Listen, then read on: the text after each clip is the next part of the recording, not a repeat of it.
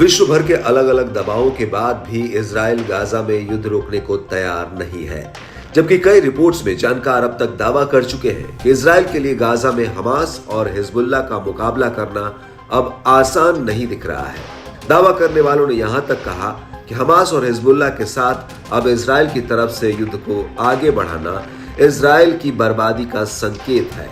जानकार इस बात का भी हवाला देते हैं कि इतने लंबे समय से युद्ध चला आ रहा है, उसके बाद भी अभी तक इजराइल हमास की अंडरग्राउंड सुरंगों को बहुत नुकसान नहीं पहुंचा पाए हैं। ये सुरंगें ही हमास और हिजबुल्लाह के लड़ाकों की ताकत है।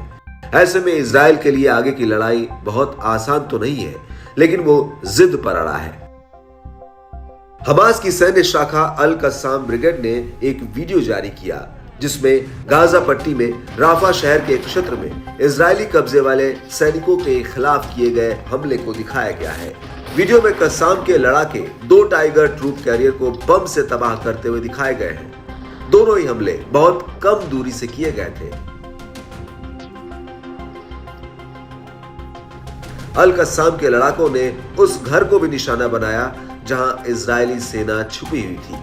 वीडियो में अल कस्साम के लड़ाकों के तबाही मचाते हुए कई मंजरों को दिखाया गया है।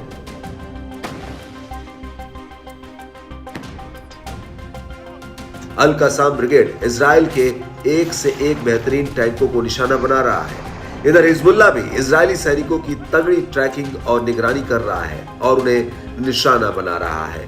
हिजबुल्लाह को तो कह सकते हैं कि वो एक एक इजरायली हमले के बदले चुन चुनकर जवाबी हमले कर रहा है। हिजबुल्लाह की तैयारियों से साफ लगता है कि वो युद्ध को सिर्फ टालने की तरह नहीं लड़ रहा है, बल्कि वो इजराइल को पूरी तरह से सबक सिखाने के मूड में है।